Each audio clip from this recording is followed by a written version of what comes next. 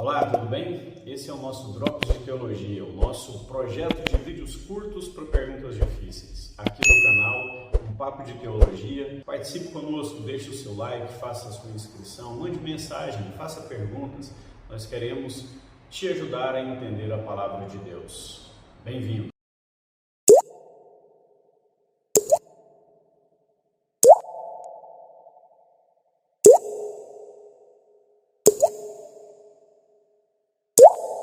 Olá, tudo bem? Hoje nós queremos, aqui no nosso segundo Drops, nós queremos abordar o nosso segundo tema. O segundo tema, a nossa segunda pergunta é: Satanás era de verdade um ministro de louvor celestial? A Bíblia nos diz isso. Nós podemos afirmar, com base nos textos bíblicos, ou até com base nos textos dos pais da igreja, que Satanás era um ministro de louvor. No louvor, normalmente as pessoas são mais tentadas, normalmente as pessoas estão mais sensíveis à queda, porque Satanás era um ministro de louvor. Será que isso é verdade? Ou será que as pessoas, os ministros de louvor da atualidade, só enfrentam, talvez, tentações um pouco maiores porque estão mais expostos?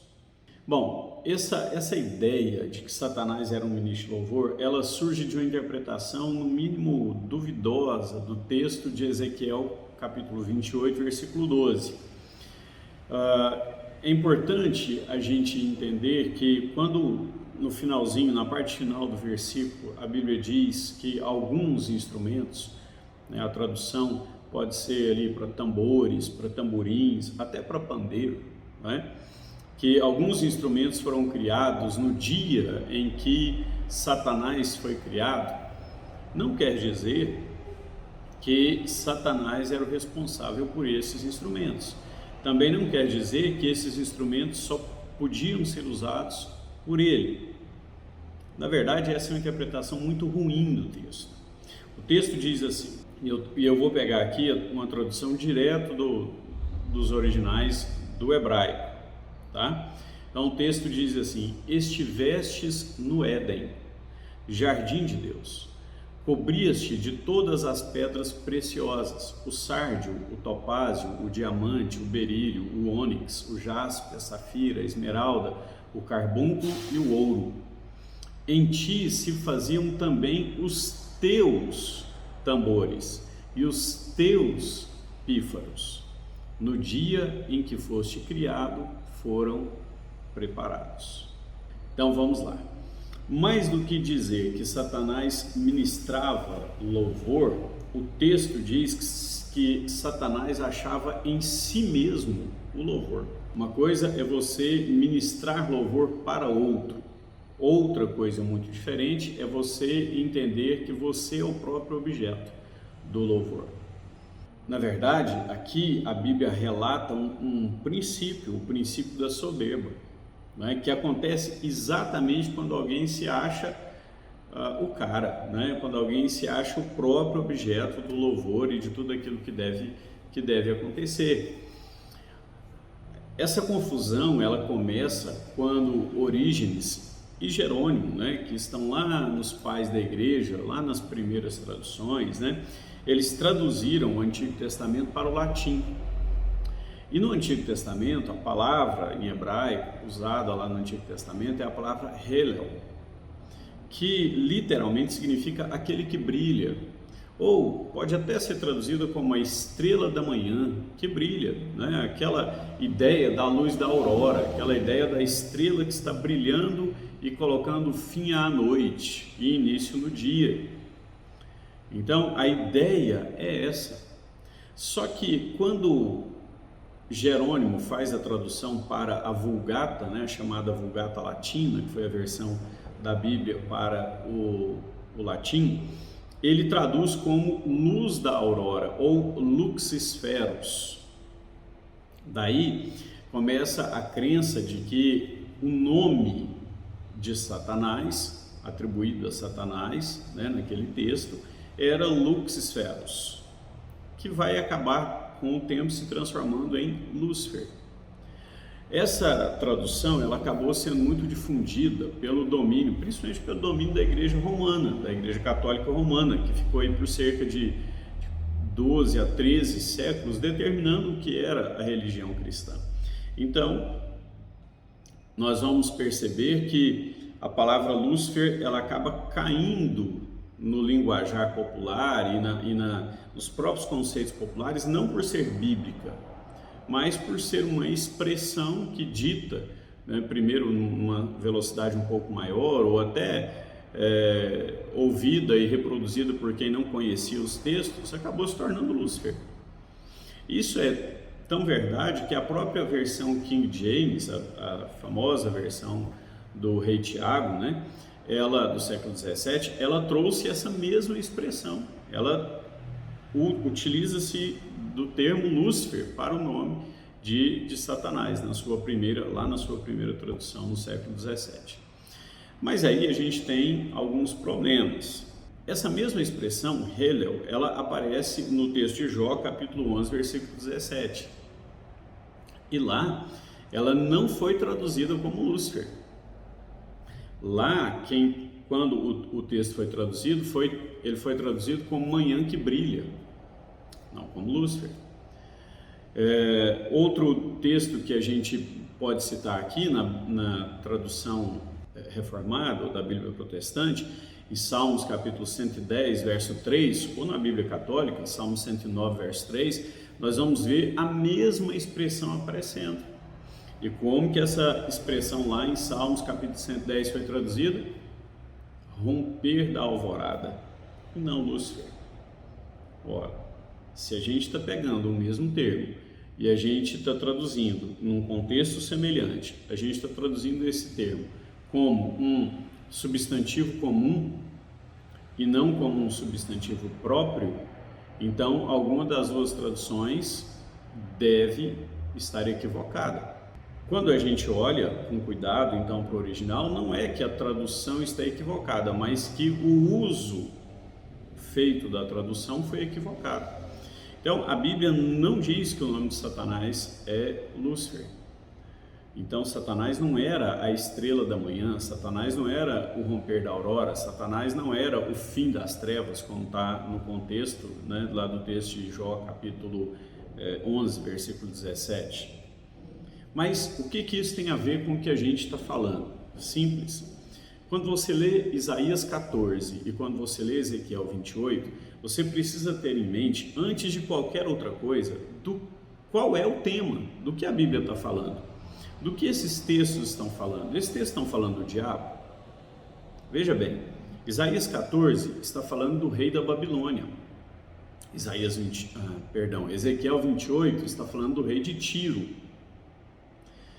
Então, o contexto diz que os textos não falam de Satanás, mas falam de reis humanos. Agora, ao longo do texto, esses dois reis serão comparados a Satanás por suas atitudes. E é fácil de perceber isso se você estiver lendo o texto sem uma lente já pré-estabelecida, né? Se você pega o texto já predisposto a acreditar que o texto está dizendo o que você quer, a interpretação vai ser a que você quer. Mas se você pega o texto e permite que o texto o interprete, você faça uma exegese correta do texto, né, uma boa exegese do texto, você vai perceber que é isso que o texto está dizendo. Então, Isaías 14 fala do rei da Babilônia. Mas o rei da Babilônia tinha no seu coração o desejo de ser o maior de todos os reis da terra, de colocar o seu trono acima de todos os outros tronos. E aí o profeta, inspirado pelo Espírito de Deus, traz para o texto uma comparação. Ele diz, olha, esse foi o mesmo sentimento do coração de Satanás. Satanás também quis ser o maior, quis colocar o seu trono acima do trono de todas as outras estrelas de Deus.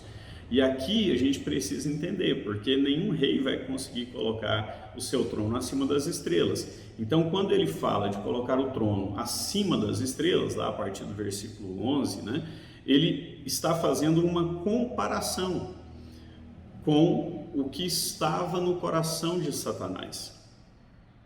Entende? Então o texto fala do rei da Babilônia, mas o texto está dizendo que o princípio, que o desejo, que o objetivo, os objetivos do coração do rei da Babilônia eram semelhantes àqueles que estavam no coração de Satanás.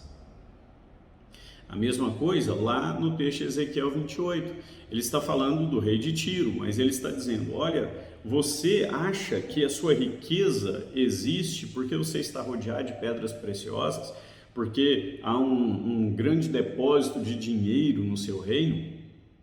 Não.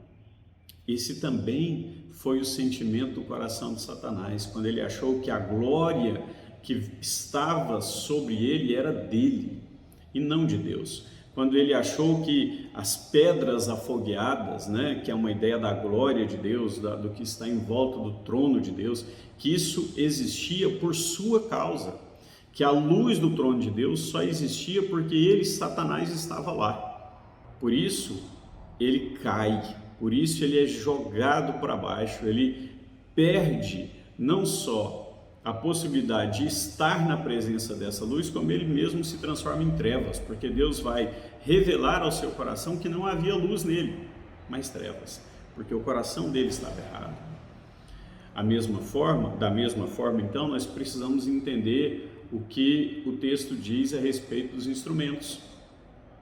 Os instrumentos foram criados no próprio coração. Está dizendo que Satanás tinha nele mesmo o motivo do louvor. Ele não conseguia olhar para Deus e pensar que Deus era o seu objeto de louvor, como é hoje o nosso objeto de louvor. Não.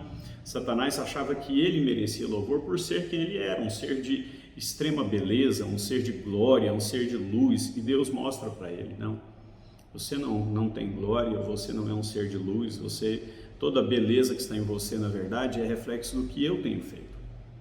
Então, quem deve receber louvor por isso? Deus, não Satanás. Por isso, ele é jogado.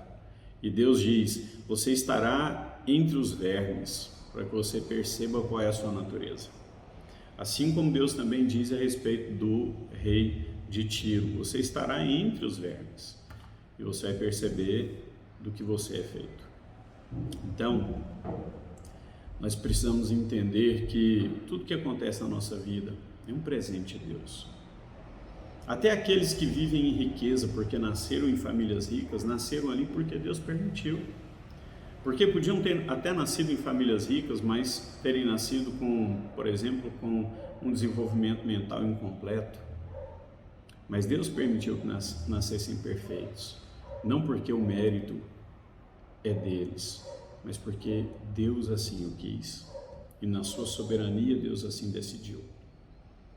Então, concluindo, não, Satanás não é Lúcifer, Satanás não é a luz da manhã, a estrela da manhã, a luz que dissipa todas as trevas é Jesus Cristo, não o diabo. Satanás nunca foi um ministro de louvor, porque a Bíblia não diz isso. E se há algo para aprendermos em relação a Satanás e louvor, é que nós nunca devemos querer para nós o louvor que é de Deus, porque a glória é dele e ele não irá dividi-la. Que Deus possa te abençoar e que Deus possa trazer ao seu coração o mesmo sentimento que houve em Cristo Jesus, que sendo Deus, não ousou se colocar igual a Deus. Deus te abençoe, até a próxima semana.